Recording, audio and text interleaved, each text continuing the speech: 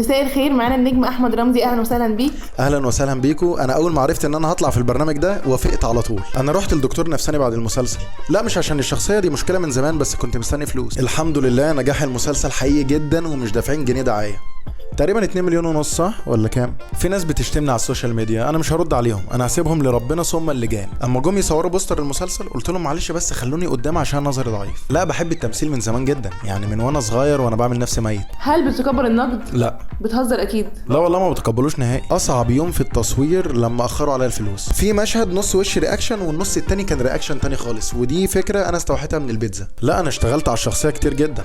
شخصيتي الحقيقيه اصلا كنت بتضرب في المدرسه. طبعا برفض اعمل اي مشاهد جريئه، يعني مثلا حضرتك تخيلي بنط من الدور العاشر، دي محتاجه جرأه كبيره جدا. تعبت جدا جدا في الدور، بجد الدور اللي منتشر ده صعب جدا. ناس كتير بتقول ان الكوميديا ظلمتني، حابب اقول لهم انا مش هسيب حقي. هجوم الناس عليك بيضايقك؟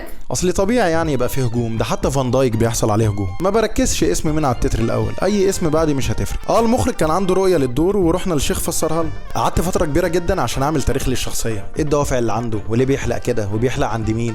انا حددت دقني عشان احدد الشخصيه. نزلت مناطق شعبيه كتير جدا، لا مش عشان الدور، انا اصلا من هناك. الشخصيه لازم يكون ليها دافع كبير طبعا، والمنتج لازم يكون دافع كتير. التعويره دي لا دي تعويره بسيطه جدا. كان عندي مشهد مطارده صعب جدا، فوانا نازل اتفرج على الدوبلير خبطت في باب الكرفان. لا انا مش بعيد عن الدراما ولا حاجه، انا كل يوم بعيط. وانا صغير في المدرسه كنت بعرف اقلد المدرسين جدا، كنت باخد من العيال فلوس الدروس بالعافيه. لما كنت بروح اقعد عند قرايبي وانا صغير ما كنتش بطول، كنت بحب ابقى ضيف شرف. كان في مشهد بنط من الدور الرابع، فضلت اتمرن في الجيم 4 شهور عشان اقدر اشيل الدوبليره وادي الاسعاف. لا انا بحب النقد البناء بجد، لو حاجه ما عجبتكش قول طبعا اللي انت عايزه، واشوف بقى انت مين وبتفهم ولا لا وبتقعد مع مين وايه اللي انت لابسه ده. وانا صغير لما كنا بنلعب استغمايه ما كنتش بستخبى، كنت بمثل ان شخص تاني. ان شاء الله الفتره الجايه هعمل حاجه للاطفال، ناوي افتح لهم حضانه.